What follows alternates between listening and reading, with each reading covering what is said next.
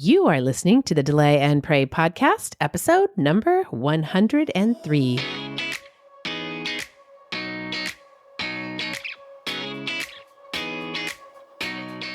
Welcome to the Delay and Pray podcast, where certified Catholic and weight loss coach Beth teaches you how to permanently lose weight through spiritual fasting.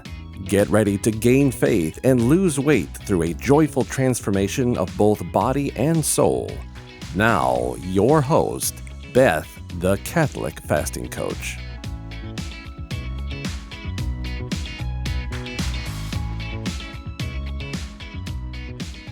Welcome back to the podcast, my friends. Today, I have a client joining me all the way from Australia. And she is a fellow Catholic mindset coach and is similar to me in so many ways. And we're going to talk a little bit about that. Her name is Monica Elias, and we first met at Metanoia Catholic when I was an instructor for them. Back then, I admired her tenacity as a young mom who joined us during our evenings in the early Australian morning hours of her day to get her certification. She plugged along and she got it. She is a fantastic coach and a great example of how learning to do hard things pays off every time. She has a motto of choosing greatness over comfort. And this is a line right out of St. Pope John Paul II's playbook. And she's going to tell us all about that mindset and how effective it is when managing time. She's also a Delay and Pray alumni and enrolled in the Delay and Pray group coaching experience almost 2 years ago.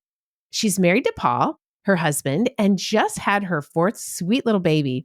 I decided to catch up with her this month because in the Keep Fasting alumni membership group, we just call it the KFAM, K-F-A-M, we just finished up our monthly theme on time. We spent every Wednesday with the alumni coaching on having the mindset of having as much time as we need. Well, Monica is a Catholic time coach, and she helps her clients make plans and follow through on them. That's so very cool. Who doesn't need that? She's going to talk to us a little bit about her busy life as a new mom of 4 little kids and how she balances her time. We also discuss food protocols, chicken schnitzel, and cookies with tea. We get busy converting kilograms to pounds. And by the way, 1 kilogram is equal to 2.2 pounds, just for information, so you don't let the conversion get you all confused. I do that for you during the podcast. And my favorite part of the podcast is discussing her goal of shifting from pusillanimity to magnanimity, from smallness of soul to largeness of soul. It's absolutely beautiful. A wonderful conversation when I can actually pronounce the terms correctly. I did pretty well then, but I'm staring straight at it. So just think about those two beautiful things. Well, pusillanimity is actually a vice, okay, but it's good to just recognize it. Pusillanimity is smallness of soul. Magnanimity is largeness of soul. And we always talk in the program about shifting over from vice to virtue, something beautiful to keep in mind. Well, she is a great example of going beyond the weight struggle into the vice and virtue conversation and into the interior life where the really great strides are made. I hope you enjoy this podcast and realize that we are all body and soul composites and we need to care for both at the same time. Those extra pounds are probably harming your soul, something we don't often think about, but is really worth considering. Well, here's Monica. All right. Hello, Monica. How are you doing today? I am really good, Beth. I got up recently. It's early where I am from Australia. Hello, everyone. And it is just so good to be here. Oh, it's so wonderful to have you all the way across the pond. So it's very early in the morning. It's like 6:30 over there. And Yeah, 6:30 a.m., by the way. And thank you for joining. This is wonderful. I appreciate you being on the podcast. So we go way back, Monica, to the days of Metanoia Catholic, which I believe, am I thinking about 3 years? Has it been that long? Yeah, 2021 September, I believe, was, back in Purgative Way days. How many babies ago was that for you? So I had just had my third about 5 months before that, and I've now just had my fourth. So, so she's now, my little girl is now 3. Yeah. Oh, that's just so sweet. And at Magnanimity and Catholic, it's so fun where we met. You were one of the coaches that reminded me of myself. You're a very direct coach. You're very succinct and you get to the root of the problem, which I always loved. Would you agree with that? Yeah, I really like to be what Metanoia have a quiz, what style coach you are. Yes. And mine was like, lots of people had like a very big mix of the different styles. Mine was very strongly commander. Mine So yeah. too. Yeah, they used to call me a drill instructor because that's what the position, I was a drill instructor from Mennonite Catholic, right? And that's what I did. But I'm truly a drill instructor sometimes. I'm the commander. And you know what's so funny? As a commander, you and I, we get to the root of it. And all we do is we take our clients through the thought model and with the help of Jesus Christ, help reveal the thoughts that they're having to them when they say them out loud. And we just help them shift them into something that's helpful and something that's godly. And so it's kind of amazing, isn't it? Yeah. Yeah, it is. And I remember being struck by, it's been a few years, but on one of the Delay and Pray replays, you were coaching someone and you were just bringing them back to your process and like really challenging them, like, why aren't you planning your meals or something like that? And I was like, yes, I just love to see the challenging of people. And sometimes it can be easy. I was still like early days, but maybe I still do that a little bit. It's easy to like back off a little bit and be like, oh no, I don't want to be offensive, but it's like, no, you're there to challenge people. That's what they're signed up for, to be challenged. So what's interesting about the model is that as we take our clients down the model and as we talk about a particular problem, which always begins with planning our food and writing out our protocol and taking our time to do that because our brain wants to say, you know, I can do it. I don't really need to do that. That's a lot of work. Yeah, that was one of my biggest hangups. I don't have time. Yeah, I can't. Preparing food for all of these people in my house is hard enough. I don't want to have to plan something else, prepare something else. That's just too much, too hard. I can't do that. Yeah. Too much, too hard. And then we say, why? Why do you think it's too hard? And then you answer, well, because. And so pretty soon, I like to give the imagery of you're taking off. What I help you do is take off the backpack of complaints and excuses and put on the backpack of resilience. So a lot of my clients, what they'll learn, even with 4 little kids, they'll learn to cook something and layer it on. So let's say, I know food is really different in Australia and the UK. I mean, it's so funny when I talk food, different countries. I'm like, it's just hilarious because they have different names for things. Okay, but in America, like let's say you're going to have salmon. So like if I had kids and they weren't just eating salmon and my broccoli, then I would do the salmon, the broccoli. I would make that. And maybe they would rather have shrimp because let's say it's a Friday, we're not eating meat. So then boil some shrimp. I'd have a little bit of that too. They have shrimp and then I make a little rice and then layer that meal with or quinoa or maybe a different vegetable and I could mix it with my vegetable. So it's really just taking the base meal, the very base meal, and then adding onto it for your family. Very interesting idea. And so what happens though is I would rather have, instead of me suggesting that, is having the client kind of come up with it.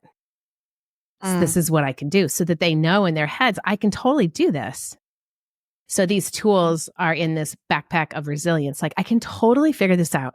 I just need to take the time to figure out how to do this. And that's that thought.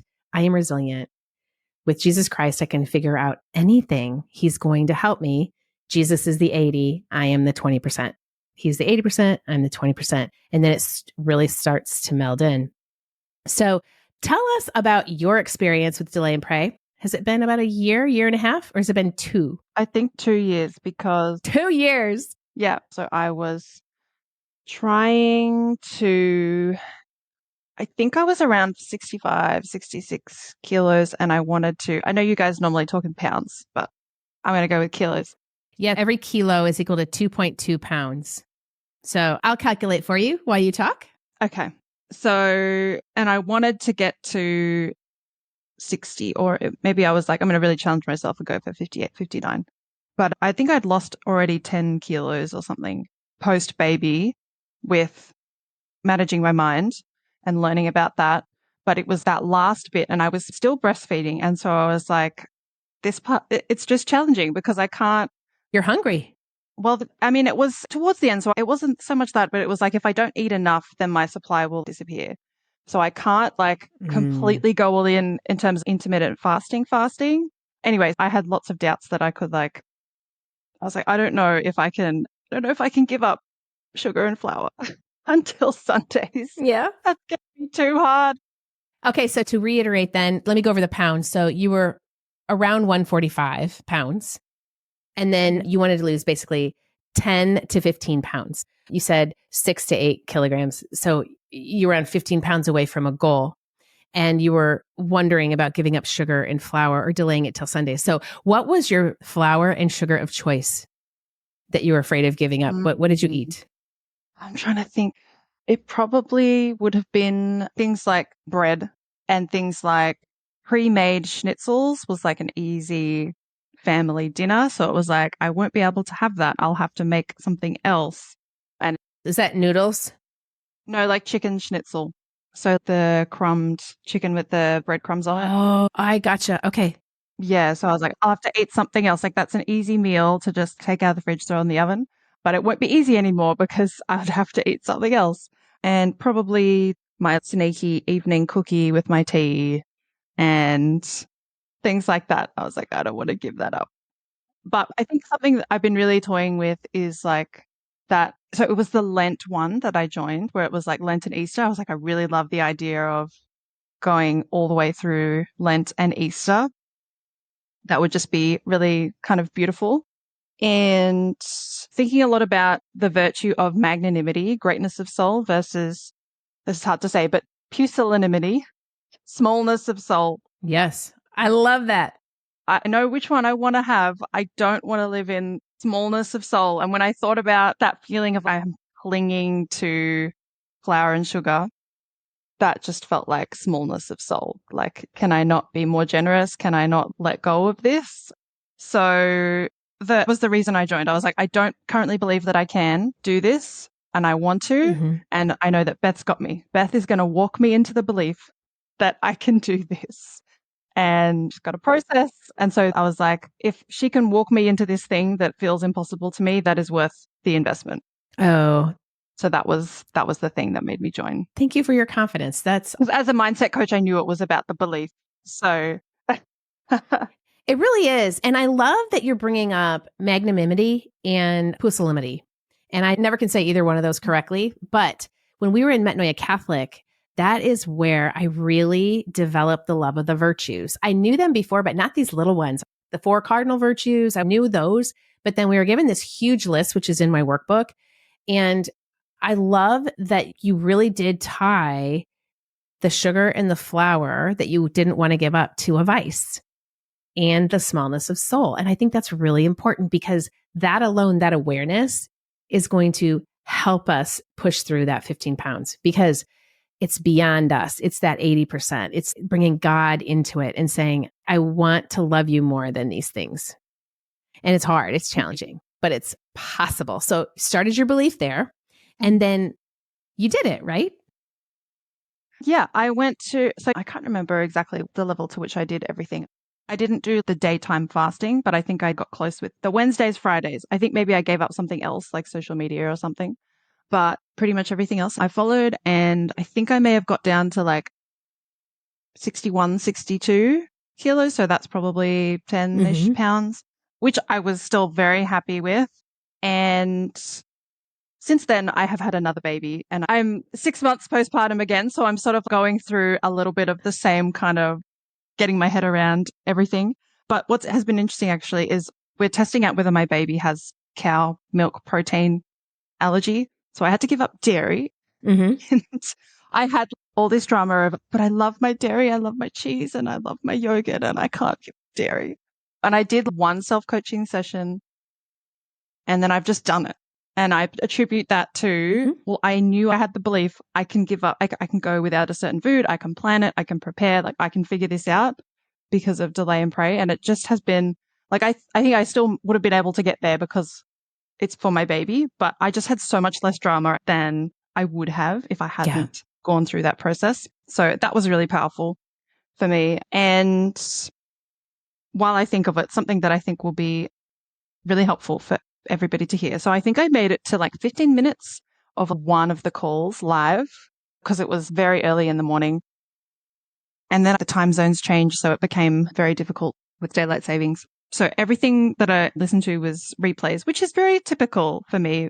Being in Australia, there are a lot of things that I cannot make live, but I get a lot of value out of replays. So if you cannot make it live, don't make that a reason that you can't get value. 100% you can.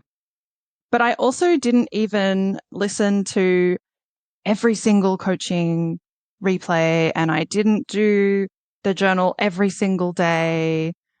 But I think that's just a testament to how clear the process was and how clear the videos were and how powerful the coaching was. Like, don't sign up and feel like you have to do every single thing in order to get amazing results and make amazing progress. Like, that is not the case. And I am the example of that.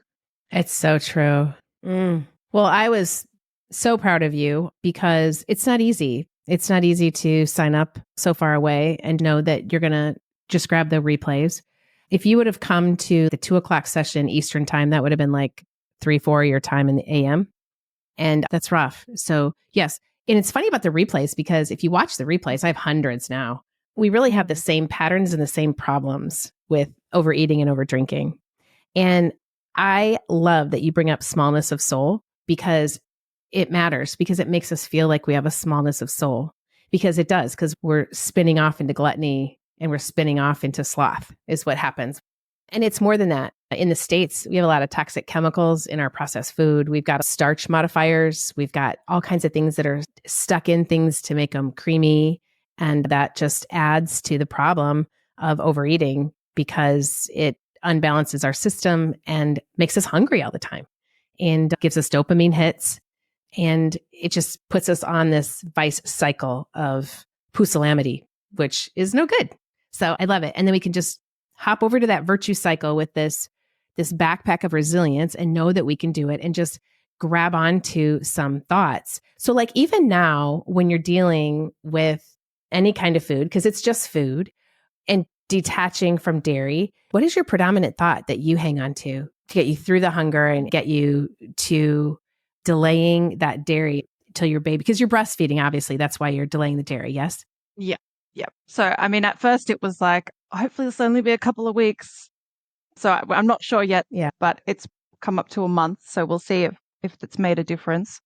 But I was sort of like, I don't know if I hope that this works or doesn't work, because if it works, then, I mean, we found the problem, but then it means I have to go without dairy for longer. But what's my thought around food? I think it's just that I can handle not eating X, like whatever the food is, no matter how much I feel like I really want it. It's just an urge and I can just allow that urge and I know like I'll be okay, which just sounds so basic. But it can feel very much like we're not going to be okay if we don't have the thing. Yeah. But it's a feeling, I think you have a feeling in there of commitment and you have... I think I have self-trust. I have a lot of self-trust that I can... that I can handle things, that I will do what I say that I will do. Oh, I love that. So your yes means yes and your no means no. That's scriptural. And honestly, we can all do hard things and it's just dairy. I had the hardest time giving up cream in my coffee. And now I still have cream every once in a while, like sometimes on a Sunday, but during the week I just have black coffee. And what's interesting is I make it weaker now. I don't consume as much. And I love my black coffee. It is so freeing. I can bring that dairy back anytime I'd like. But you know what? I don't need the dairy. I really don't need any food. And I love to cook and I love to make my meals beautiful. But it's a perk. And if the famine came, like in the, I don't know what they say in Australia, but like in the United States, I'm not making fun of it because it could come. But I mean, if the famine came, I said to my husband, we could live off a can of tomato paste for like 3 days. So, yeah. I mean, we could live off of, because we're so used to fasting, we could live off so little for months. I mean, it wouldn't be joyful. I mean, we could make it joyful that we were actually alive. Yeah. But I mean, we could really live off of very little because we do eat very, very plainly. And I always say we make our food small and our life big. And that's how I always wanted it.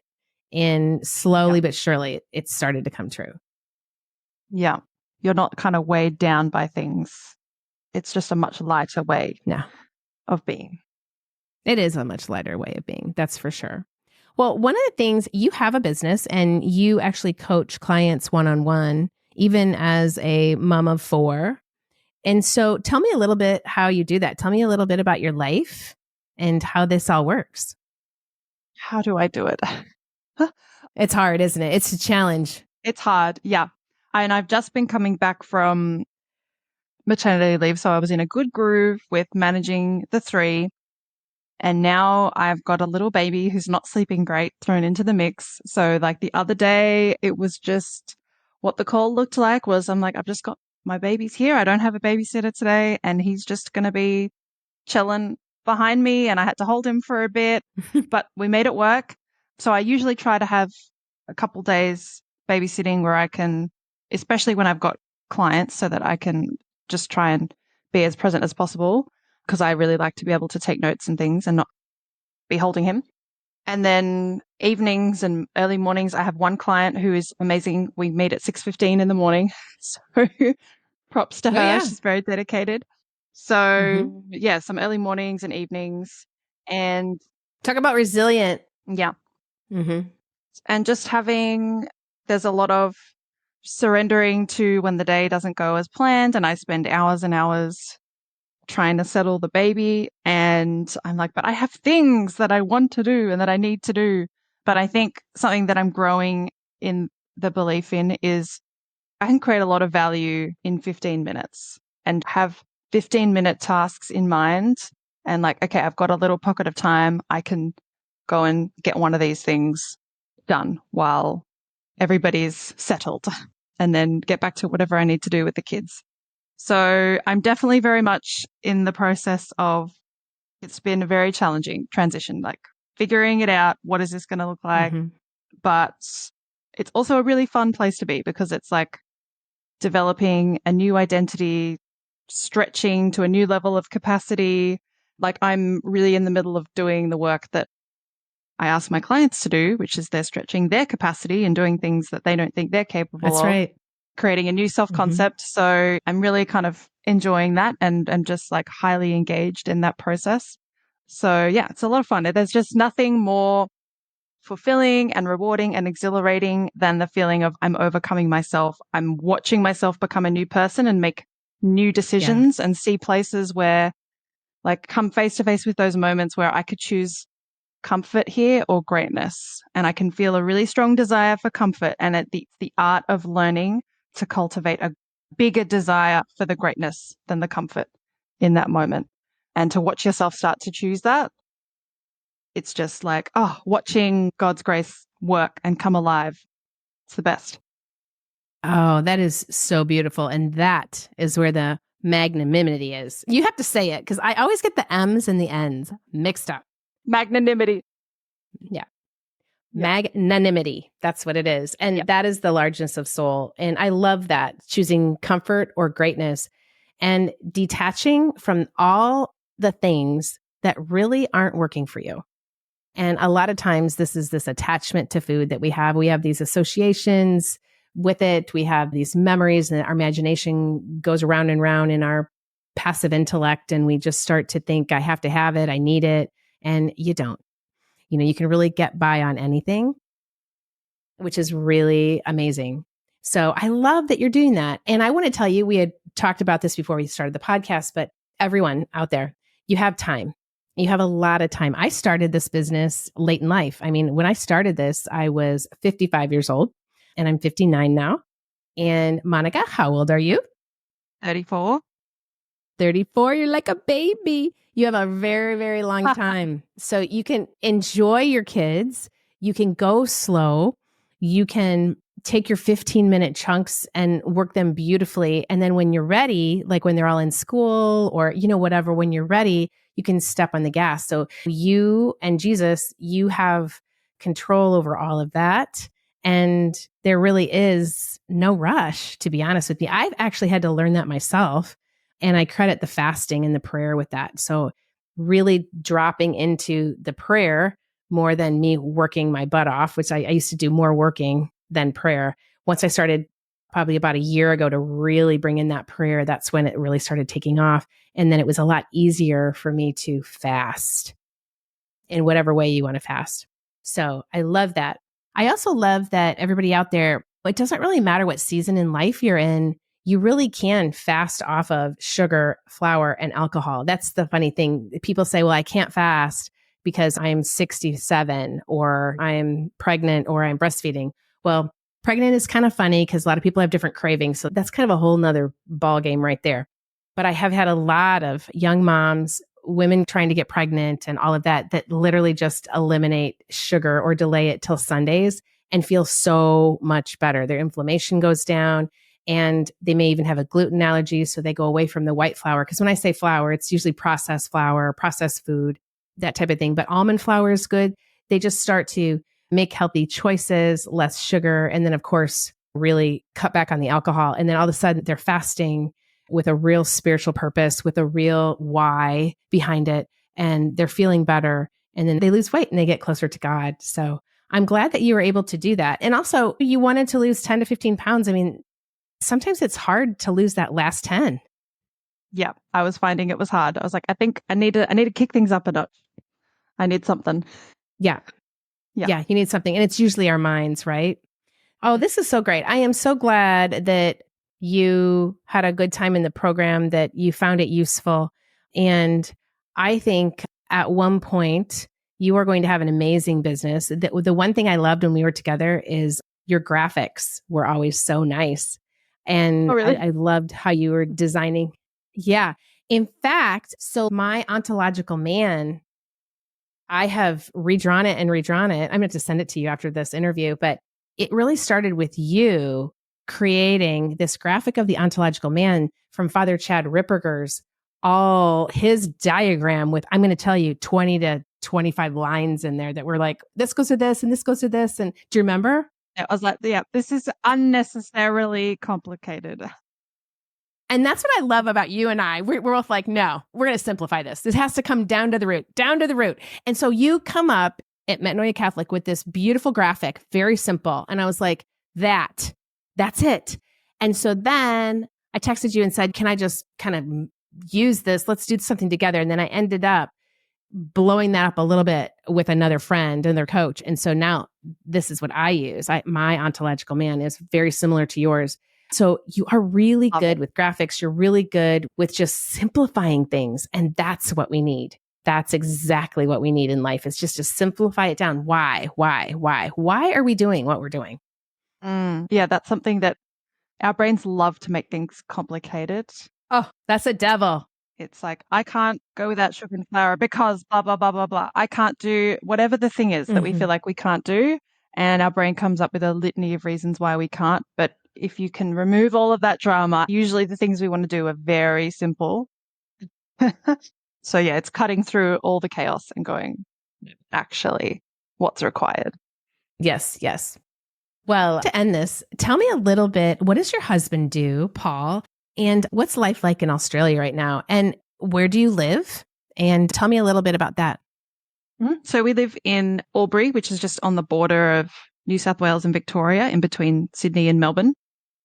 And right now we are in a weird weather phase. Like, it's getting significantly warmer in the days, and we thought we were through all the frost, but I think tomorrow night it's possibly going to get frosty again, which is really frustrating because we've planted lots of our seedlings, and we were looking at some family in Sydney and they've already got tomatoes growing, and we're like, oh, we're still weeks away from getting any tomatoes. But yeah, it's beautiful down here. My husband is a teacher. He teaches high school science maths, and our two eldest boys are in school, and I've got the two youngest at home with me. And we live close to the school, so my husband rides to work, which just feels very idyllic. Like, we're so glad to be we used to live in Sydney, both grew up there. We're very glad to be in the country. It's lovely here. We can see and hear sheep and cows from our house. We're in a little estate that's like surrounded by fields and little farms and things. And I recently got a basketball hoop put on above the garage, which I've been wanting to do for years, but we finally did it. And so now that I'm postpartum and I had a really difficult pregnancy, was pretty much on bed rest and was relying on so much help and all the things, but I've been able to play basketball and go for bike rides again and be able to just Yay. be up and about. And I'm so grateful to be able to put the washing out and just all these really basic things. I was using a walker because I had like pelvic pain, and I just was looking at the walker yesterday. I was like, I'm so glad I don't need you anymore and we need to get rid of you. Oh, Monica, I'm so glad that you're healing. Oh, So yeah, it's been really difficult, but I'm glad to be up and about again. oh, thank God. Absolutely. Oh, that is really wonderful. I was in Australia. It was right before the pandemic. It's 2019. We were in Sydney. We were in Coogee. Do you know where that is? Right around the coast there. And my daughter was actually doing an internship in New South Wales University and really enjoyed our time there. So we saw lots of kangaroos out in the countryside when we we did all kinds of sightseeing. It's so funny in the States. I always thought it was Melbourne, and it's like, no, it's Melbourne. It's Melbourne, everybody. Yeah. So, but we just had a blast there. Loved every moment of it. So do you see kangaroos often? Yeah, there's quite a few on a few stretches of road that we drive along, but it's not as often. I think maybe sometimes, somehow in America, you guys get this idea that we see them all of the time. That is not the case. Yeah. But yeah, most often they're actually probably dead. They've been like hit by a car. It's actually quite dangerous to hit a kangaroo. So you don't want to do that. I think that's what they told us when we were out there. Yeah. So if you go for a run, you don't see a kangaroo. No. Okay. Unless you happen to live somewhere particularly close to the bush. But yeah, we don't. Oh, that's just so fun. So, so fun. So if you could talk about like a meal that you love, like give us a typical meal that you might eat in Australia besides the schnitzel. In Australia, I mean, we're very multicultural here, so that's kind of hard to say. But probably a family favorite would be like tacos. I'll have a taco bowl, so I'll have rice Oh, and the mince yeah. and salad. I don't get tired of that. I have that probably quite a lot. I don't either. That's what we're having tonight. Usually the kids will have wraps. They'll have it in a wrap. So yeah. It's interesting that you say that, Monica, because that is one thing I tell everyone to have in their refrigerators: hard-boiled eggs, taco meat, and then grilled chicken, like cut up. And you could grill a whole bunch of chicken, chop it up, put it into glass bowls, put it into your freezer, get it out little at a time. Hard-boiled eggs, taco meat. It's easily grabbed. It can warm it up. It's so good warm on a cold salad. So it's a perfect meal, actually. It's so funny. I didn't think you were going to say tacos. I remember the meals being really good in Australia, but I can't remember any that were really super different now that you talk about it. Yeah. I think what people will say when they go to America is the serving sizes, like by comparison, serving sizes are often way bigger. And that's probably the biggest thing. And maybe greasier. Yeah. Oh, it's a problem here. I know. Yeah, I know. Oh my gosh, this has been so fun. Thank you for joining me. I really appreciate it. Sorry it's been so long since we have caught up. Oh, good. I have to congratulate you on your book. That's so fun Oh, thank you. to see. Yeah. Thank you. It was a labor of love and it's done. It's out. There should be a second one coming either the next year or the year after with a cookbook. So a lot of things in the mix. And yeah, things are going well. And appreciate you coaching with me a while back and just catching up. And hopefully one day, either I'll come over to Australia again, or maybe you'll come to the States. I would really love to. I'd love to do a big trip and to go and spend time with a whole bunch of people in person. That would be really great. Oh, we would love it. All the coaches over here in America would love it. Well, we will pray for your healing too, Monica. So we'll pray that you get totally restored. And if you need anything, let us know. And how can people get a hold of you if they would like to coach with you or even do a phone call to see if they can do that? Probably the best place is Instagram, Monica Elias Coaching. You've also got my link tree. Both of those are going to be in the show notes. But yeah, either of those two places Yep, would they sure will be. have everything that you need. Okay. That sounds good. Well, everybody, if you're interested in one-on-one coaching with Monica, she's amazing. Again, she'll get to the root of it. And she is a Catholic time coach. And she helps her clients make plans and follow through on them. Talk about backpack of resilience. She'll help you get it going. So loved talking to you, Monica. And let us catch up soon again, okay? Okay. Thanks so much, Beth. So good to see you. Oh, Monica is amazing. And she can be found on Instagram at Monica Elias Coaching. And I also have the link in the show notes if you want to find it there as well.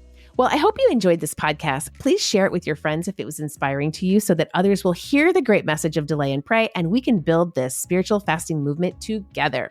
Have a great week, my friends. Keep praying and fasting, and I will talk to you next week. May God bless you and keep you always. If you are interested in learning more about spiritual fasting and permanent weight loss, then come join my course, Delay and Pray, a guided course for weight loss through spiritual fasting.